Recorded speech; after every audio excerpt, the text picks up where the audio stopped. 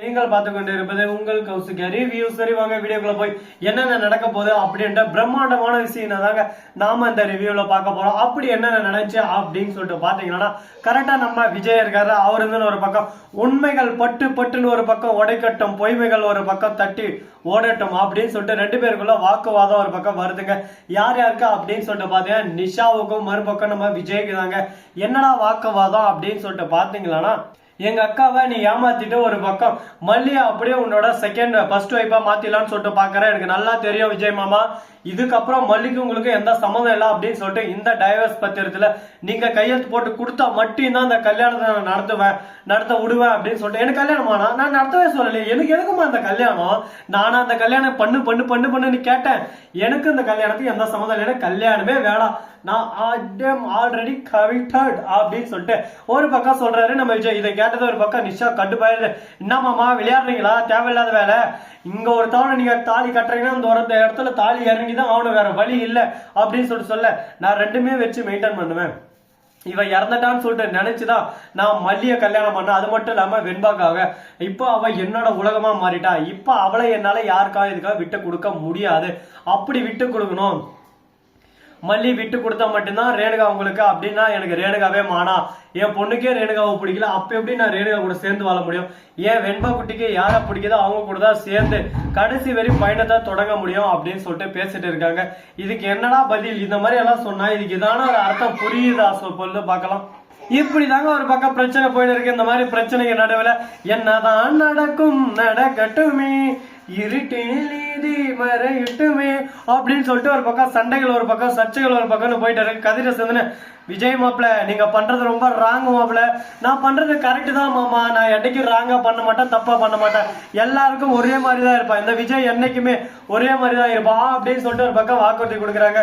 என்னம்மா விஜய் இப்படிதாங்க ஒரு பக்கம் போயிட்டு இருக்கு. கதிரேசனுக்கு சம கோபம் வந்தது ஒரு பக்கம். இதே மாதிரி போயிடுச்சு, அதுக்கப்புறம் என்ன பண்ணுவேன் ஏது பண்ணுவேன்னு எனக்கே தெரியாது அப்படின்னு சொல்லிட்டு கதிரேசன் கோவப்பட ஆரம்பிக்கிறார். என்னடா இது நம்ம கதிரேசனுக்குள்ள இவ்வளவு கோபம் வருதா அப்படின்னு சொல்லிட்டு பாத்தீங்கன்னா கதிரேசன் எவ்வளவுதான் பொறுப்பாரு சொல்லுங்க பார்க்கலாம். தான் பொண்ணு செத்து உழைச்சி வந்திருக்கா, அப்படிப்பட்ட தான் பொண்ணுக்கு நல்ல ஒரு வாழ்க்கை திரும்ப அமைச்சுட்டானோ, அவளுக்கு பிடிச்ச வாழ்க்கை, காதலிச்சு ஒருத்தனை மணந்தா, அப்படிப்பட்டவன் இன்னொருத்தி பொண்ணை கல்யாணம் பண்ணிட்டு தான் பொண்ணுக்கு ஏமாற்றம் கொடுத்தானேன்னு சொல்லிட்டு வருத்தம் ஒரு பக்கம். எனக்கு ரொம்ப வருத்தமா போச்சுப்பா அப்படின்ற மாதிரி ஒரு பக்கம் இருந்தாலும் வேற என்னங்க பண்ண முடியும், நீங்களே சொல்லுங்க பார்க்கலாம். இதுக்கு எதான தீர்வு இருக்கா? இதுக்கு எதான நம்ம பண்ண முடியுமா? நம்ம சொன்னாலும் கேட்க மாட்டாங்க, எப்படியாவது தீர்வை கொடுக்க முடியும்? ஒரு பக்கம் விஜய், மறுபக்கம் மல்லி, மறுபக்கம் சுடரி, அதாவது ரேணுகாவா நடிச்சுன்னு இருக்க சுடரி.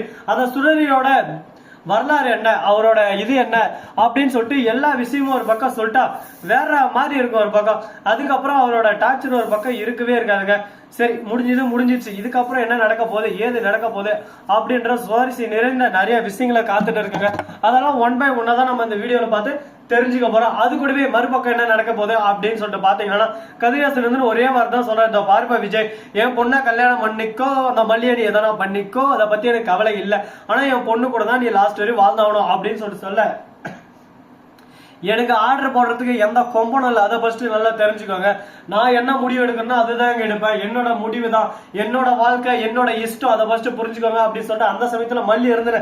விஜய் நீங்க எதுக்கு கவலைப்படுறீங்க, இவ்வளவு நேரம் உங்களுக்கு என்ன பிரச்சனை, இவர் ரேணுகான்றதான பிரச்சனை, இவர் தான் ரேணுகாவே இல்லையே அப்படின்னு சொல்லிட்டு என்னது இவர் ரேணுகா இல்லையா, என்ன சொல்ற மல்லி அப்படின்னு சொல்லிட்டு விஜய் ஒரு பக்கம் ஷாக்கா கேட்பாருன்னு பார்த்தா, ஏன் மல்லி இந்த மாதிரி பண்ற, நான் ஆல்ரெடி வீட்டுல வந்து தெளிவா சொல்லிட்டல, இந்த பிரச்சனை இதோட விட்டு, உனக்கு என் மேல அளவு கடந்த காதல் இருக்கு எனக்கு புரியுது, அதுக்காக இந்த ரேணுகாவை சுடரியா மாத்தி அனுப்பிச்சிடணும்னு நினைக்கிறது புரியுது, ஆனா அது எல்லாம் சுடரி ரேணுகா ரெண்டு பேருமே ஒருத்தங்க தான் அப்படின்னு சொல்லிட்டு விஜய் சொல்ல, ஆமா விஜய் பாரு விஜய் என்ன எப்படி எல்லாம் இது பண்றான்னு சொல்லிட்டு என்ன அவ்வளவுதான் அந்த வீட்டை விட்டு துரத்துறதுக்கு தான் அந்த பிளான் பண்றான் அப்படின்னு சொல்லிட்டு ரேணுகா அழ ஆரம்பிச்சுறாங்க.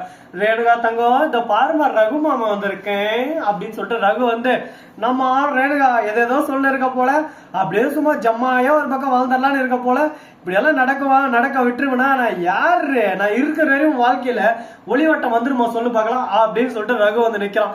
அடா கரும பிடிச்சவன் இவன் என்னடா வந்தான், இவன் என்ன கொட்டையா கொலை போறான்னு சொல்லிட்டு தெரியல, வந்தாலும் வந்துட்டு டே சோறு போட்டுக்கிற சாப்பிட்டு கிளம்பிடுறான் அப்படின்னு சொல்லிட்டு சொன்னா, டே வந்த வேகத்துல என்ன போக சொல்ற பாத்தியா, நான் எதுக்காக வந்தேன், என்ன பண்ண போறேன், இனிமே என்னென்ன நடக்க போகுது அப்படின்ற விஷயத்தெல்லாம் நீ பார்க்கணும்னு சொல்லலாம். உன்னை பார்க்க வச்சு ஒரு பக்கம் அணுவணுவா சித்திரவதை பண்ணும். மல்லியோட வாழ்க்கை நல்லா இருக்கணும்னு சொல்லிட்டு நான் நினைச்சதுனால தான் இந்த விஷயத்தையே செய்யறேன். மல்லி என்கிட்ட வந்தா எல்லாமே பேசணும். ஆனா ஃபர்ஸ்ட் நான் ஒத்துக்கல. ஆனா என்னோட பொண்ணு இருக்கா, அந்த பொண்ணு வந்து கதறின்னு அழுந்து ஓடி வந்து அம்மாங்கன்னு கதறினா. அந்த சமயத்துல வெண்பா வந்து அந்த இடத்துல அழுந்தா.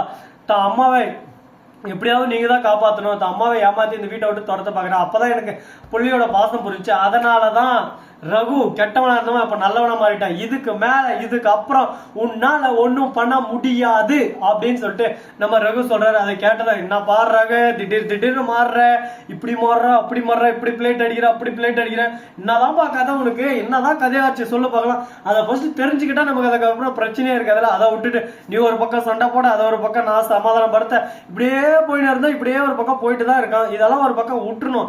இதெல்லாம் இனிமே நம்ம வாழ்க்கையிலே தேவையா எதுக்கிட்ட அந்த பிரச்சனை, இவ்வளவு பிரச்சனை ஒரு பக்கம் சமாளிச்சு நம்ம மேல மேல மேல மேல வந்துகிட்டு தான் இருக்கோம். ஆனா எது ஒண்ணுமே நம்ம வாழ்க்கையில நிரந்தரமா இருக்குதான்னு சொல்லிட்டு பார்த்தா கண்டிப்பா இருக்காதுங்க. எல்லாமே ஒரு பக்கம் இப்ப அப்படிதான் போயிட்டு இருக்கு. இந்த வீடியோ உங்களுக்கு பிடிச்சிருந்தா லைக் பண்ணுங்க, கமெண்ட் பண்ணுங்க, ஷேர் பண்ணுங்க, எண்டிங் பெல்ல தட்டி விட்டு போங்க. அப்பதான் நான் போற அடுத்த வீடியோ உங்களுக்கு உடனுக்குடன் நோட்டிபிகேஷன்லாம் வந்து கொண்டே இருக்கும். மிக்க நன்றி. தேங்க்ஸ் ஃபார் வாட்சிங். Tata, see you. நன்றி, வணக்கம், வந்தனம், பாருங்க தருங்க.